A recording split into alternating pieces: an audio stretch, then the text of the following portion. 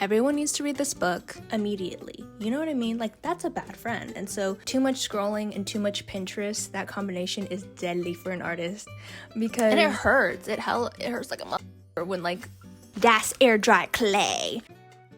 Hello, my fellow artists. I'm Isabella. I'm a jewelry artist and graphic designer, and today we're talking about burnout. And I'm going to be telling you a couple of ways you can get through this artist block and really fall in love with your hobby again. Your inner artist is constipated, and we need to fix that.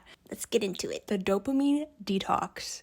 And I know that it's gonna get a lot of backlash. I will be on my phone if I'm uncomfortable or if I'm like in a situation where I don't know what to do with my hands, and it's a bad habit to have. I'm really trying to break that. When I had like 5+ hours of screen time every day, too much scrolling and too much Pinterest, that combination is deadly for an artist because I feel like there are too many things filling my brain that don't need to be there. And if you know me, I have such a goldfish brain, so it's like when you're talking to me, I might forget what you just said. Anyways, there's this concept in the artist way called the well and filling the well. So you can think of your ideas as an artist as a well. You fill the well every time you are consuming things.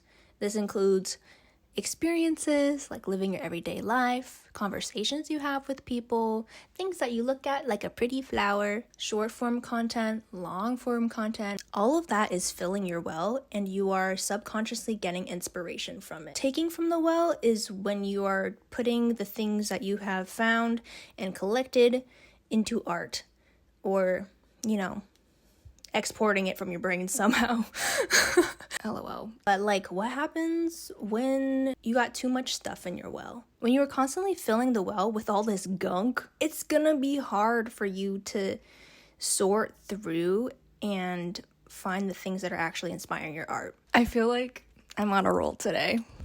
I feel like really smart. Everyone needs to read this book. Artist or not, I feel like this is a great life book, especially if you are in your 20s or 30s. I am not a reader. I don't like reading.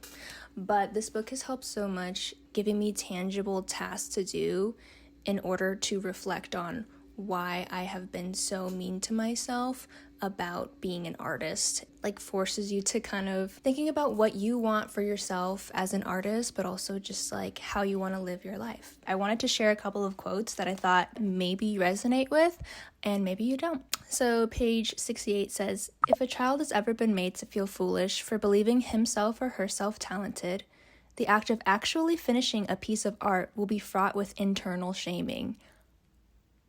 I feel like she's calling me out. I've had so much difficulty starting a video, starting a jewelry piece, going halfway and realizing, wait a second, I'm not gonna continue this.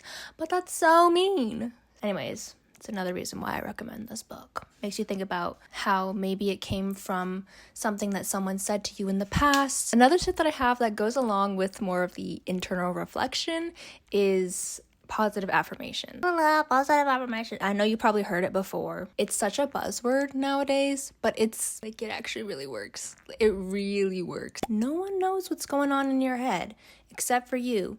And that is a very powerful thing because what you think becomes reality. It's the same when you think about your art. I'm gonna do another reading. It says on page 34, "You could do it better if only you would let yourself do it." So true. Affirmations will help you allow yourself to do it. An affirmation is a positive statement of a positive belief. And if we can become 1/10 as good as positive self-talk as we are as negative self-talk, we will notice an enormous change. These blurbs flag your personal negative core belief. So if you have a negative core belief of being like, I can't do this thing because I haven't reached this point yet, then that goal is never going to be achieved. It just isn't, because you're not allowing yourself to. I wrote down a couple of my own positive affirmations that I've started to say to myself. Saying things like, I have great ideas. My art is valuable.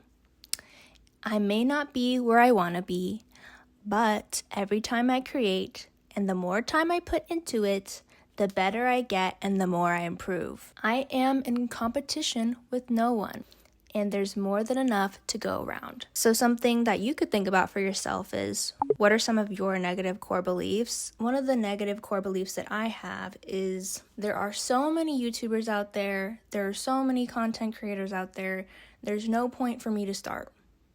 In having that belief, I'm not even giving myself the chance. So that's why I wrote my positive affirmation as, I am in competition with no one. Because it's true, everyone has a unique experience, everyone has their own thoughts. As I was saying, like, there's no hive mind, we're not in Stranger Things. Anyways, I hope that you're able to do a little bit of positive affirmation type stuff. Honestly, I've been through therapy for like 5 years, and a lot of it is like teaching your brain positive affirmations. You save a lot of money if you can learn how to do it on your own. If you feel like you've been trying, you've been pulling teeth and nails, and you're just like, I cannot sit down and do all this, and maybe you don't want to do the internal work. Maybe that's not your thing. Another thing you could do is literally step back. Finding hobbies that are more forgiving while you are on a hiatus from your current hobby. When I need to take a break from jewelry making, I will do other forgiving hobbies. So we have Das Air Dry Clay. This is like $10 on Amazon. Probably buy it at your local craft store as well. And it dries hard. I was making, oh no, it got dirty.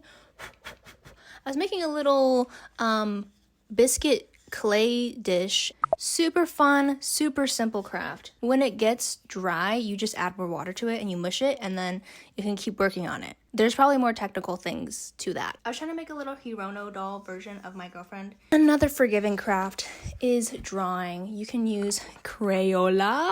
I've had this box of Crayolas since I was 10 years old. It was living in my grandma's garage for the longest time, and that's when I started drawing again. If you don't like painting, then soft pastels. Pastels are kind of fun because you are able to make one stroke and then kind of smudge it how you want to. Messy in a different way than painting, because you don't need water or brushes. You can just use like your hand, or if you don't want to, you can use some Kleenex and like smudge it. Jewelry is not a forgiving hobby. I love jewelry, but it's, oh, my skin looks so good. You guys like my makeup, by the way? For my makeup, I've been really inspired by Single Inferno's Gown, because she does this like sun-kissed looking look and she looks so good. And I'm like, wow. Her eyeshadow is very orange and like she kind of blends it into her blush, and I think that's really cute. Okay, tangent.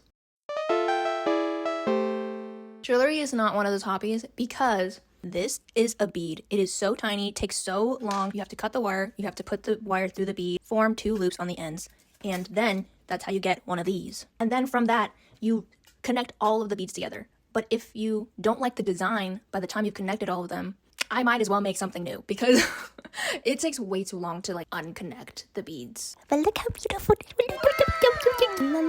Another tip I have is to try and join a challenge. So for example, during October, they have this thing on Instagram called Inktober, and it's where a bunch of artists join in. There's a new theme every single day, and then under that hashtag, you would basically share your drawing for that day. And it kind of is just like a fun way to be like accountable and to keep that streak. It's like a cool way to get out of a rut by like doing mini sprints and like a mini way. Just do a little bit every day. It doesn't have to be like a full hour. Another tip is to set a timer. So like doing brute force and just like sitting down and being like, I'm gonna make this thing, but I'm only gonna take 10 minutes to do it. Okay, so I got this giant bag of beads, right? These are beautiful glass beads. They're kind of funky. So on a day when I really want to make something and I was just like, I have no ideas, I just did it.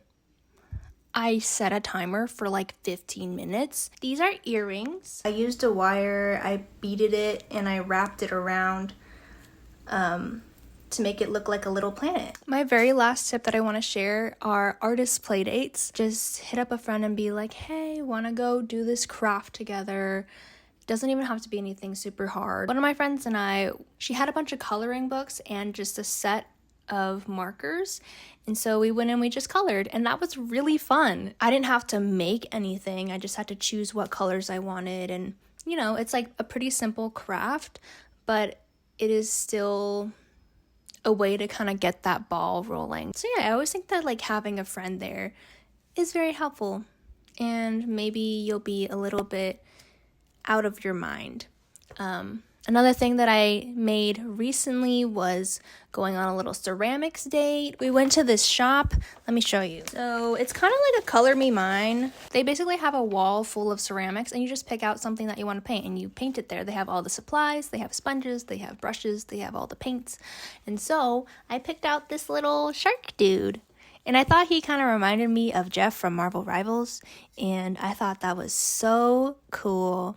But yeah, this was another thing where I went with a friend. It kind of helped me get out of a little rut, you know? And again, it's something that I didn't make the ceramic itself, but I did color it. Thank you for listening to me ramble today. This is our artist journey. You are just getting started. You are doing amazing, sweetie, okay? Ignore the mean thoughts in your head. You're an amazing artist, and you just need to take baby steps. I really hope that this video was helpful and that you're able to take something from it.